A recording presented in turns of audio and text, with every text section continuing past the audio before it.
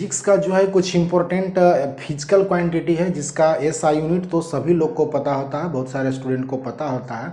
लेकिन कुछ इसमें ऐसे डाटा होते हैं जो हमें पता नहीं होता है, उसकी जानकारी नहीं रहती है। तो आज हम वो बताने वाले हैं आपको जो इसका फिजिकल क्वांटिटी का एसआई यूनिट तो होता है, लेकिन कैसे होता है एक तरह से आप समझिए कि प्रूफ करना है। तो कोई भी physical quantity, important physical quantity हमने यहाँ पे सेलेक्ट किए हैं। आप वीडियो के अंत तक जरूर देखिएगा, बहुत सारे ऐसे फिजिकल क्वांटिटी देखने को मिलेगा जिसका ऐसा यूनिट तो हमें पता, लेकिन कैसे होता है ये नहीं पता है। और ये 9, 10, 11, 12 जो भी स्टूडेंट ये कंपटीशन की जो भी तैयारी कर रहे हैं उन सारे स्टूडेंट्स के लिए है। इतने सारे फिजिकल क्वांटिटीज आपको लिए गए हैं वो सबके सब इम्पोर्टेंट हैं। तो आइए स्टार्ट करते हैं। सबसे पहले फर्स्ट क्वेश्चन है मेरा एरिया, ठीक है। एरिया का एसआई यूनिट क्या होता है? बहुत लोग जानते हैं कि एरिया का एसआई यूनिट मीटर स्क्वायर होता है, लेकिन कैसे होता है? तो कोई भी चीज़ का अगर हम लोग एरिया फाइंड करते हैं, जैसे अगर कोई स्क्वायर है या फिर कोई रेक्टेंगल, अगर उसकी हम लोग एरिया फाइंड करते हैं तो रेक्टेंगल का एरिया जो होता है लेंथ इंटू ब्रेथ होता है। स्क्वायर का तो वैसे साइड इंटू साइड होता है, लेकिन उसमें भी एक लेंथ और एक क्या होते हैं, ब्रेथ होते हैं। तो एरिया जो होता है आपका लेंथ इंटू क्या होता है, ब्रेथ, ठीक है। तो लेंथ इंटू ब्रेथ जो होगी आपका, लेंथ का अगर ऐसा यूनिट पूछ ले आपसे तो मीटर होता है, और ब्रेथ का भी ऐसा यूनिट क्या होता है, मीटर। तो ये बन जाता है आपका मीटर स्क्वायर। तो ये जो होगी आपका एरिया का हो गया। तो इसके लिए हमको एक फार्मूला भी जानना रहता है, और वो फार्मूला से ही ऐसा यूनिट बनते हैं। जितने सारे फिजिकल क्वांटिटी हैं उनकी एक फार्मूला होती है जो डिफिनीशन को शो करता है, और उन्हीं फार्मूला, उन्हीं डिफिनीशन से निकल कर ऐसा यूनिट क्रिएट होते हैं। जैसे किसी चीज़ का वॉल्यूम फाइंड करना है, तो वॉल्यूम फाइंड करने के लिए हमें लेंथ चाहिए इंटू ब्रेथ चाहिए और फिर क्या चाहिए, हाइट। अब लेंथ का ऐसा यूनिट क्या होता है, मीटर। ब्रेथ का ऐसा यूनिट क्या होता है, मीटर। हाइट का भी ऐसा यूनिट क्या होता है, मीटर। मीटर मीटर मीटर को मल्टीप्लाई करेंगे तो मीटर क्यूब। ये जो ऐसा यूनिट हो गया आपका वॉल्यूम का हो गया, एसआई यूनिट ऑफ क्या हो गया, वॉल्यूम, ठीक है। तो एसआई यूनिट ऑफ वॉल्यूम क्या हो जाएगा आपका, मीटर क्यूब हो जाएगा। एरिया का ऐसा यूनिट पूछ लेगा, मीटर स्क्वायर हो जाएगा। उसी तरह से डेंसिटी का, तो डेंसिटी का फॉर्मूला होता है मास बाई क्या होता है, वॉल्यूम। आप पढ़ेंगे डेंसिटी इक्वल टू क्या होता है फार्मूला, मास बाई वॉल्यूम होता है। अब मास का ऐसा यूनिट अगर पूछ ले तो किलोग्राम होता है, और वॉल्यूम का ऐसा यूनिट पूछ ले तो मीटर क्यूब होता है। तो ये बन जाएगा किलोग्राम पर मीटर क्यूब या किलोग्राम मीटर -3। दोनों आपका ऐसा यूनिट कभी कभी ऑब्जेक्टिव में इस तरह का भी पूछ लिया जाता है, ठीक है। तो यहाँ पर देख लीजिए आप कि मास का होता है किलोग्राम और वॉल्यूम का होता है मीटर क्यूब। तो ये बन जाएगा किलोग्राम पर मीटर क्यूब, या इसको लिख सकते हैं किलोग्राम मीटर -3। ऑब्जेक्टिव में दोनों तरह से क्वेश्चन दिए हुए रहते हैं। तो ये आपका डेंसिटी का हो गया ऐसा यूनिट, ये आपका वॉल्यूम का मीटर क्यूब हो गया, एरिया का ऐसा यूनिट क्या हो गया, मीटर स्क्वायर हो गया। तो इतने सारे इस तरह से कंटेंट, अभी बहुत सारे फिजिकल क्वांटिटी हम लेंगे जो कि आपको फॉर्मूला साथ में रहेगा, और उसी से ऐसा यूनिट बन करके क्या हो जाएगा, रेडी हो जाएगा। नेक्स्ट हमारे पास है 3 फिजिकल क्वांटिटी और लिया गया। एक तो स्पीड है आपका, सेकंड आपका वेलोसिटी, और थर्ड क्या आपका एक्सीलरेशन है। इन तीनों के ऐसा यूनिट बहुत सारे स्टूडेंट को पता होगा, डिफिनीशन भी पता होगा, लेकिन कैसे आता है वो बहुत कम स्टूडेंट को पता होगा। स्पीड इक्वल टू अगर बात कर ले तो स्पीड इक्वल टू फॉर्मूला होता है टोटल डिस्टेंस बाई टोटल क्या होता है, time. Total distance by total क्या होता है, टाइम। ये जो होता है स्पीड इक्वल टू फॉर्मूला होता है। अब डिस्टेंस का ऐसा यूनिट पूछ लिया जाए, टाइम का ऐसा यूनिट पूछ लिया जाए, तो डिस्टेंस का ऐसा यूनिट क्या होता है, मीटर होता है। टाइम का ऐसा यूनिट क्या आता है, सेकेंड। बन जाता है मीटर पर सेकेंड, या इसी को लिखते हैं ms⁻⁻1। तो इस तरह का भी क्वेश्चन आपको एग्जाम में पूछ लिया जाता है। ऑब्जेक्टिव में ऑप्शन में ये ना दे करके ये दे दिया जाता है, तो कंफ्यूज नहीं होना है। मीटर पर सेकेंड को मीटर s-1 भी लिखा जाता है।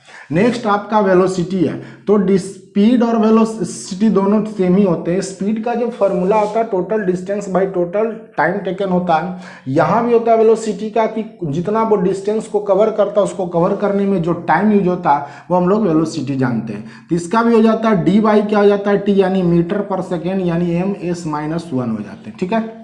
वैसे वेलोसिटी का जो फॉर्मूला होता है total displacement by total time taken होता है। तो टोटल डिस्प्लेसमेंट हो गया, डिस्प्लेसमेंट का भी ऐसा यूनिट क्या होता है, मीटर होता है, और टाइम का भी ऐसा यूनिट क्या होता है, सेकेंड। तो वेलोसिटी का फॉर्मूला पूछ ले तो total displacement by total time taken होता है। स्पीड का फॉर्मूला पूछ ले आपसे तो total distance by total time taken होता है। लेकिन दोनों का ऐसा यूनिट क्या होते हैं, सेम होते हैं। नेक्स्ट आपका एक्सीलरेशन। एक्सीलरेशन का फॉर्मूला होता है change in velocity by time. क्या होते हैं, चेंज इन वेलोसिटी बाई क्या होता है, चेंज इन टाइम। ठीक है, change in velocity by change in time. तो चेंज इन वेलोसिटी मीन्स क्या हो गया, वेलोसिटी का जो फॉर्मूला हो गया आपका, तो वेलोसिटी का जो ऐसा यूनिट हो गया मीटर पर सेकेंड, और टाइम का जो ऐसा यूनिट हो गया आपका क्या हो गया, सेकेंड। अब मीटर पर सेकेंड हो गया और सेकेंड हो गया, तो आप देख लीजिए मीटर पर सेकेंड बाई में क्या है, सेकेंड। एक बाई तो यहाँ पहले से है, एक बाई यहाँ पे हो गया, मिल करके हो जाएगा मीटर पर सेकेंड स्क्वायर हो जाएगा। ठीक है, या इसको हम लिख सकते हैं मीटर s-2। तो दोनों में से कोई क्वेश्चन आपको ऑप्शन में पूछ लिया जाता है। तो एक्सीलरेशन का जो ऐसा यूनिट हो जाएगा आपका मीटर पर सेकेंड स्क्वायर या फिर मीटर s-2 होते हैं। कैसे होते हैं, तो इसका फॉर्मूला से होता है। एक्सीलरेशन का फॉर्मूला होता है change in velocity by time. तो ये 3 टॉपिक आपका इंपॉर्टेंट था, इसको आपको क्या करना, याद रखना है। नेक्स्ट हमारे पास है फोर्स। बहुत ही इंपॉर्टेंट पॉइंट है। फोर्स आपको 8 क्लास में भी पढ़ना है, 9th में भी पढ़ना और 11th में भी जाकर के पढ़ना है। फोर्स एक इंपॉर्टेंट टॉपिक होता है। फोर्स का जो डिफिनीशन होता है, पुल और push on a body is called, क्या होते हैं, फोर्स। और इसका ऐसा यूनिट सभी जानते हैं कि न्यूटन होता है, लेकिन कैसे होता है ये बहुत कम ही लोग जानते हैं, क्योंकि 8 क्लास तक तो पढ़ना ही नहीं है। 8 क्लास तक बस ये बताया जाता है कि फोर्स का ऐसा यूनिट क्या होते हैं, न्यूटन होते हैं। आइए देखते हैं कैसे होता है। फोर्स का फॉर्मूला होता है मास इंटू एक्सीलरेशन। आप पढ़े होंगे फोर्स का फॉर्मूला क्या होता है, मास इंटू एक्सीलरेशन। अब हम लोग को देखना है कि मास का ऐसा यूनिट क्या होता है, तो मास का ऐसा यूनिट किलोग्राम होता है। एक्सीलरेशन का भी बताए थे मीटर पर सेकेंड स्क्वायर, यानी मिला करके लिखेंगे किलोग्राम मीटर पर सेकेंड स्क्वायर। ये आपका जो हो गया फॉर्मूला ऐसा यूनिट बन करके आ गया फोर्स का। लेकिन हम लोग जानते हैं कि 1 किलोग्राम पर मीटर स्क्वायर इक्वल टू कितना होता है, 1 न्यूटन। इसीलिए इसका जो SI यूनिट होता है वो हम लोग क्या पढ़ते हैं, न्यूटन पढ़ते हैं। ठीक है, और ये बात कौन बताए थे, तो न्यूटन साहब ने बताए थे, जो कि Newton second law of motion में है।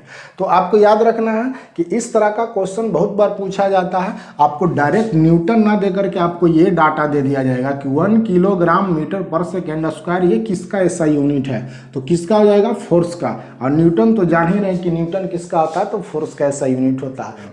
तो 2 यूनिट याद रखना, किलोग्राम मीटर पर सेकेंड, या फिर इसको ये भी लिख सकता है किलोग्राम मीटर s-2।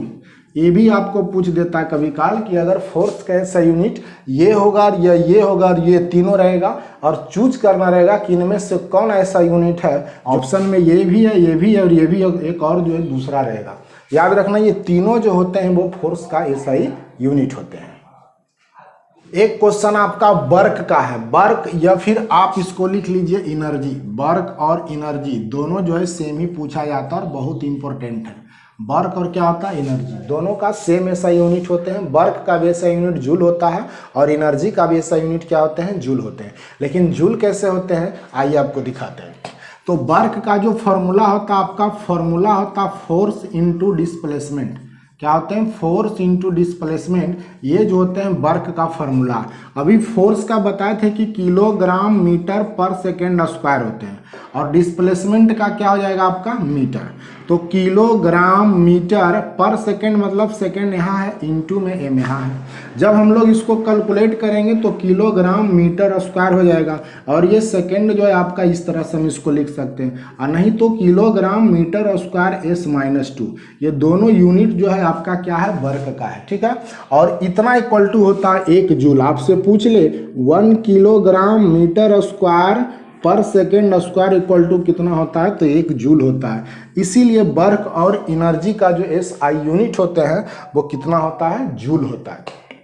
तो याद रखना है वर्क का भी ऐसा यूनिट सेम होता है, एनर्जी का भी ऐसा यूनिट सेम होता है। तो 1 kilogram metre square per second square equal to कितना होता है 1 जूल। दोनों सेम यूनिट है, ऑप्शन में ये भी आ सकता है, जूल भी रह सकता है। तो वर्क का भी सेम होता है और एनर्जी का भी आपका क्या होता है, सेम होता है। तो दोनों पूछ सकता है, या तो आपका ये क्वेश्चन रहेगा ऑप्शन में, या तो फिर आपका ये रहेगा। तीन दोनों में से कोई आप लिख सकते, नहीं तो जूल भी होगा।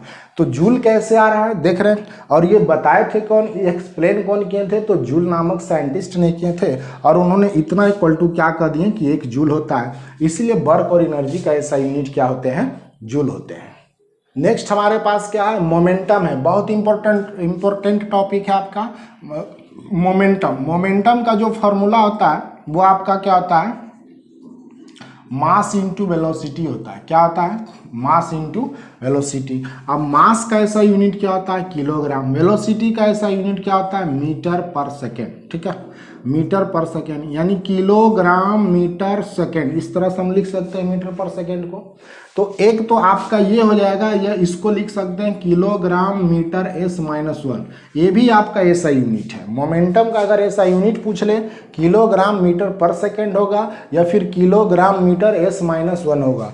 दूसरा कभी कभी यूनिट पूछ लिया जाता है, एक यहाँ पे आप क्या करिए, यहाँ पे एक S यूज कर लीजिए, एक S यहाँ पे यूज कर लीजिए। तो किलोग्राम हो गया मीटर, S इंटू एस क्या हो जाएगा, S स्क्वायर, इंटू में क्या रहेगा, S रहेगा। इक्वल टू में देख लेते हैं, किलोग्राम मीटर पर सेकेंड स्क्वायर, और इंटू में क्या है, S है। इतना जो होगा अभी ऊपर बता रहे थे, ये जो होता है 1 न्यूटन के बराबर होता है। तो न्यूटन इंटू क्या हो जाएगा, S।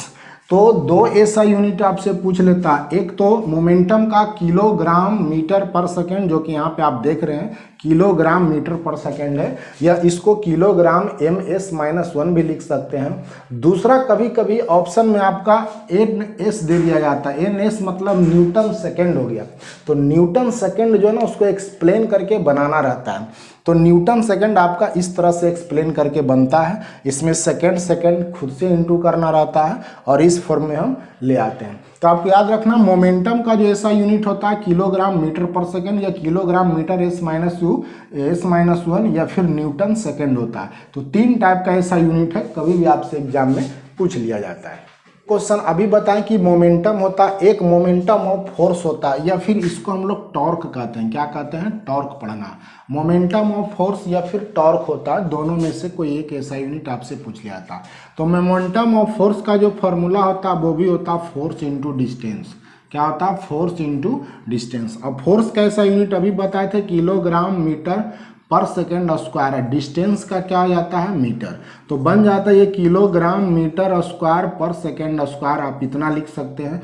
अभी बताए थे इसको जूल भी पढ़ते हैं हम लोग, लेकिन इसको एक्सप्लेन अगर कर लें कि किलोग्राम मीटर पर सेकेंड स्क्वायर इंटू मीटर, और इतना जो होता है न्यूटन के इक्वल होता है। ठीक है, तो न्यूटन मीटर भी आ सकता है। तो एक्सप्लेनेशन में आपका जब भी क्वेश्चन ऑब्जेक्टिव में पूछा जाता है तो सीधा क्वेश्चन नहीं पूछा जाता है कि डायरेक्ट इसका ऐसा यूनिट जूल होगा। आपको डाइवर्ट करके क्वेश्चन दिया जाता है और आपको खुद से फॉर्मूला बना करके निकालना रहता है। तो फॉर्मूला आप याद रखें कि मोमेंटम ऑफ फोर्स का फॉर्मूला फोर्स इंटू डिस्टेंस होता है। फोर्स का किलोग्राम मीटर पर सेकेंड स्क्वायर होता है और डिस्टेंस का m होता है। इतना जो होता है, ये जो होता है 1 जूल के इक्वल होता है, ये वाला अभी पीछे बताए थे वर्क एंड एनर्जी में। तो kilogram metre square per second square equal to 1 joule होता है। लेकिन यहाँ पर अगर इसकी वैल्यू पूछ ले तो न्यूटन होता है और ये मीटर है, तो ये बन करके न्यूटन मीटर आता है। न्यूटन इंटू मीटर आप इसको कह सकते हैं। तो दोनों में से कोई फार्मूला ऑप्शन के अनुसार है, ऑप्शन में जिस तरह का फार्मूला रहेगा उस तरह से आप इसको क्या कर सकते हैं, सिलेक्ट कर सकते हैं। लेकिन ये सब क्वेश्चन जो है बहुत बार एग्जाम में पूछा जाता है और सभी एग्जाम के लिए महत्वपूर्ण है। जो भी एग्जाम की आप तैयारी कर रहे हैं, चाहे जेईई मेंस का हो या फिर अंडर 9-10 तक, तो ये सीबीएसई में इतना हार्डली नहीं पूछा गया। ये सब आईसीएसई बोर्ड में पूछा जाता है। आईसीएसई बोर्ड का जो फिजिक्स होता है वहाँ पर ये सब पढ़ना, लेकिन सीबीएसई वालों के लिए इतना हार्ड नहीं है। कैसे आता नहीं आता उसको सबसे कोई मतलब नहीं। तो आप अगर कोई भी ऑल इंडिया में एग्जाम की तैयारी करें तो इस तरह का क्वेश्चन आपको देखने को मिलता है। एक क्वेश्चन आपका पावर लिया गया। पावर भी इंपॉर्टेंट टॉपिक होता है। पावर को पी से डिनोट किया जाता है और इसका ऐसा यूनिट बहुत लोग जानते हैं कि वाट होता है, लेकिन कैसे होता है आइए इसको देखते हैं। तो पावर इक्वल टू सबसे पहले फॉर्मूला होता है work by time. Total work करने में जो टाइम लगता है वही क्या होता है, आपका पावर होता है। वर्क का ऐसा यूनिट अभी बताए थे, वर्क एनर्जी का kilogram metre square per second square होता है, और बाई में आपका कितना हो जाएगा, टाइम का सेकेंड। यानी हम इसको लिख सकते हैं kilogram metre square per second cube लिख सकते हैं, दो तरह से लिख सकते हैं।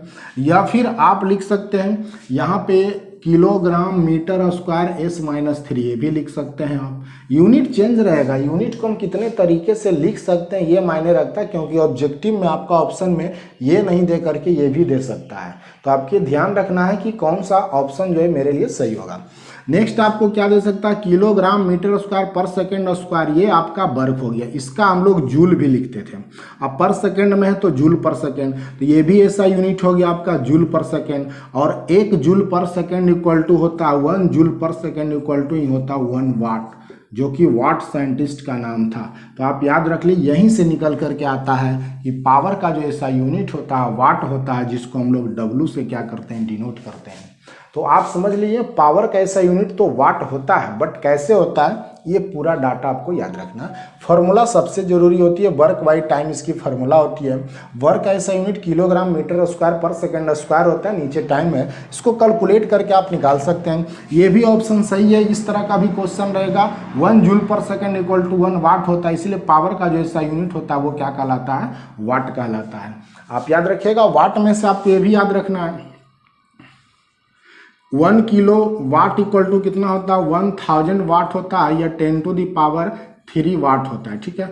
1 मेगावाट अगर पूछ ले तो 10 टू दी पावर 6 वाट होता है। ये पावर में यूज होता है, जब न्यूमेरिकल बनता है तो इस तरह का डाटा आपको यूज किया जाता है। तो इतने सारे कंटेंट जो है आप याद रखिए। नेक्स्ट क्वेश्चन हमारे पास है प्रेशर, ठीक है। तो प्रेशर हम लोग देख रहे हैं, प्रेशर इक्वल टू फॉर्मूला आप भी जानते हैं, फोर्स बाई क्या होता है, एरिया। फोर्स बाई क्या होता है, एरिया। ये आपका प्रेशर का फॉर्मूला होता है, ये क्लास 8 से ही पढ़ना है कि प्रेशर इक्वल टू जो फॉर्मूला होता है वो फोर्स बाई एरिया होता है। इसका डिफिनीशन भी कुछ इस तरह का होता है। ऐसा यूनिट की बात कर लें तो आपको पता होगा कि प्रेशर का ऐसा यूनिट जहाँ पर पास्कल होते हैं, ठीक है। तो ये लोग जानते हैं, लेकिन कैसे होता है देखते हैं। फोर्स का ऐसा यूनिट कितना होता है, किलोग्राम मीटर पर सेकेंड स्क्वायर, ये आपका हो गया फोर्स का। बाई में क्या है, एरिया, तो एरिया को हम लोग क्या लिखेंगे, मीटर स्क्वायर लिखेंगे। इसको थोड़ा सा एक्सप्लेन करते हैं। किलोग्राम मीटर पर सेकेंड स्क्वायर मीन्स क्या हो गया, सेकेंड स्क्वायर नीचे आएगा, मीटर स्क्वायर नीचे, तो एम क्या हो जाएंगे, कैंसिल हो जाएंगे, ठीक है।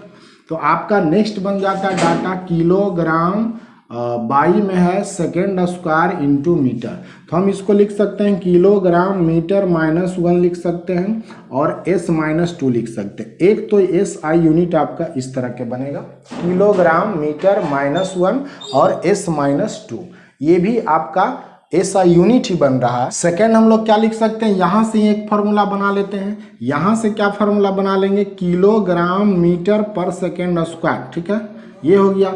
और बाई में है मीटर स्क्वायर, तो इसको हम लोग क्या पढ़ते थे, न्यूटन, और बाई में है मीटर स्क्वायर, यानी न्यूटन पर मीटर स्क्वायर पढ़ सकते हैं आप, SI यूनिट। या फिर इसी को हम लोग क्या पढ़ सकते हैं, पास्कल पढ़ते हैं, जिसको PA से डिनोट किया जाता है। तो प्रेशर का 2 यूनिट हो गया आपके पास, या तो ये डाटा निकल करके आ रहा सोल्व करने के बाद, नहीं तो न्यूटन पर मीटर स्क्वायर आ रहा, या फिर 1 न्यूटन पर मीटर स्क्वायर इक्वल टू क्या होता है, पास्कल। 1 न्यूटन पर मीटर स्क्वायर इक्वल टू हम लोग क्या लिखते हैं, 1 पास्कल लिखते हैं। तो ये आपका प्रेशर का कंप्लीट डाटा है कि प्रेशर का अगर ऐसा यूनिट आपसे पूछ ले तो न्यूटन पर मीटर स्क्वायर बताना है, या फिर पास्कल आप बता सकते हैं, क्योंकि पास्कल ने इस चीज़ को डिफाइन किए थे। और किलोग्राम मीटर -1 S-2 इस तरह का भी ऐसा यूनिट आपको पूछ लेता है। ये सब कंपटीशन में ज़्यादा पूछा जाता है। तो दोनों ये आपको फॉर्मूला, ठीक है, फॉर्मूला से ही हम लोग इसको क्या कर रहे हैं, एक्सप्लेन कर रहे हैं। नेक्स्ट हमारे पास है फ्रीक्वेंसी। फ्रीक्वेंसी जो कि साउंड चैप्टर में पढ़ना है। तो फ्रीक्वेंसी इक्वल टू फार्मूला होता है 1/t, यानी 1 टाइम पीरियड होता है। 1 टाइम पीरियड का S होता है, यानी S-1 लिख सकते हैं, या इसी को हम लोग हर्ट्ज लिखते हैं। क्या लिखते हैं, हर्ट्ज। हर्ट्ज भी क्या था, साइंटिस्ट का ही नाम था, और उन्होंने फ्रीक्वेंसी को डिफाइन किए थे, इसलिए उन्होंने अपने नेम पे हर्ट्ज सिंबल रख दिए। तो आपको 2 यूनिट याद रखना, या तो S-1 होता है, या तो 1/S होता है, या तो फिर आप हर्ट्ज लिख सकते हैं, ठीक है।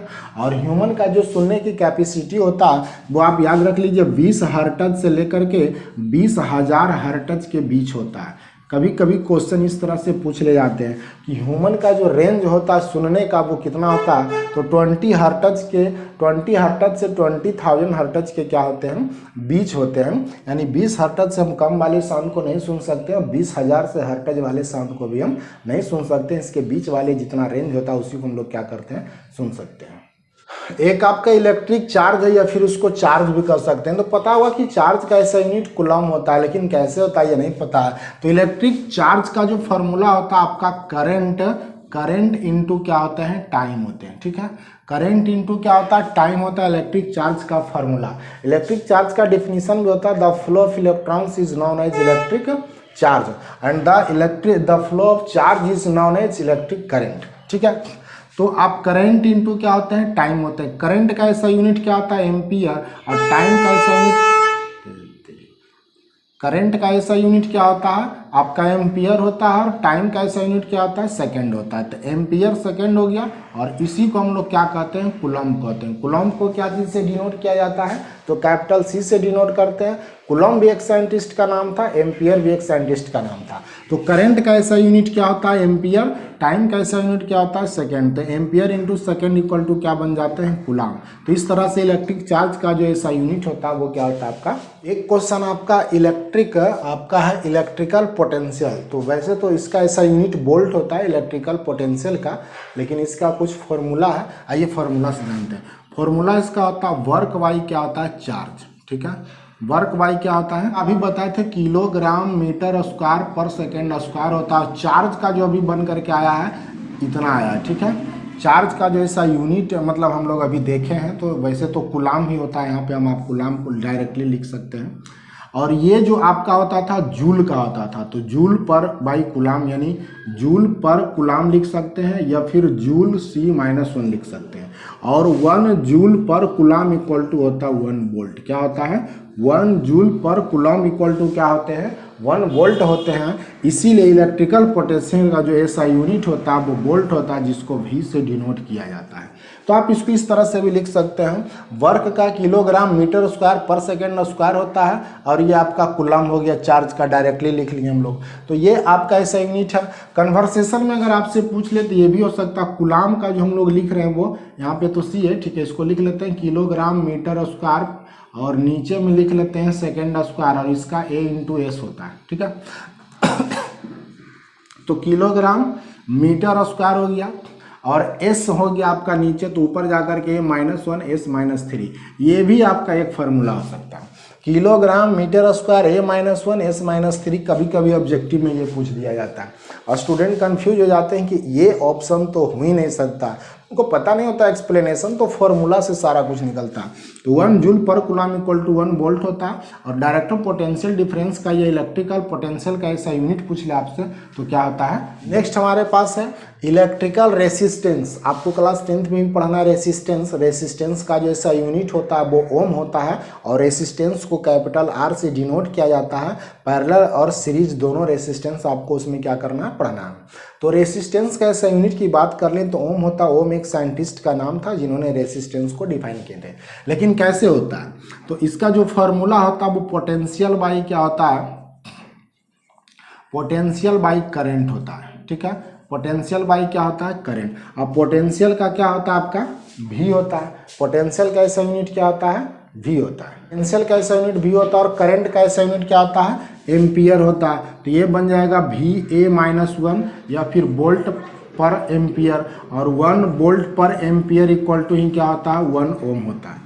ये भी आपको याद रखना, यही ओम है जिसको हम लोग OHM लिखते हैं। क्या लिखते हैं, OHM लिखते हैं। तो ये ओम का सिंबल है, आपको याद रखना है। तो 1 वोल्ट पर एम्पियर, या फिर वोल्ट A-1 इक्वल टू आपका डायरेक्टली क्या होता है, 1 एम्पियर होता है। एम्पियर जो 1 ओम होता है। ओम जो है आपका किसका ऐसा यूनिट है, तो रेसिस्टेंस का ऐसा यूनिट डायरेक्टली आपसे पूछ लिया जाता है तो क्या होता है, ओम होता है। ठीक है, कल पावर होता है, और इसका फार्मूला होता है पोटेंशियल इंटू करेंट।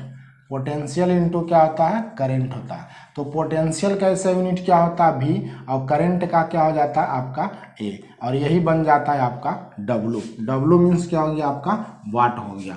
तो याद रखना 1 वोल्ट एम्पियर इक्वल टू क्या होता है, 1 वाट होता है। और ये आपका इलेक्ट्रिकल पावर का अगर ऐसा यूनिट पूछ ले तो क्या लिखना है, वाट बताना, जिसको डब्ल्यू से इंडिकेट किया जाता है। तो पीछे हम जो पढ़ाएं एक पावर पढ़ाएंगे, ये इलेक्ट्रिकल पावर है, यूनिट तो दोनों का वाट ही होता है, बट दोनों का एक्सप्लेनेशन जो है वो डिफरेंस है। तो दोनों का एक्सप्लेनेशन फार्मूला जितने सारे इसमें बताए गए हैं सारे के सारे इंपॉर्टेंट हैं, सभी एग्जाम के लिए महत्वपूर्ण है। तो आप इस तरह का वीडियो एक बार जरूर देखा करिए और फिर इस तरह का जो भी डाटा है हम आपके लिए जरूर रेडी करके लाएंगे।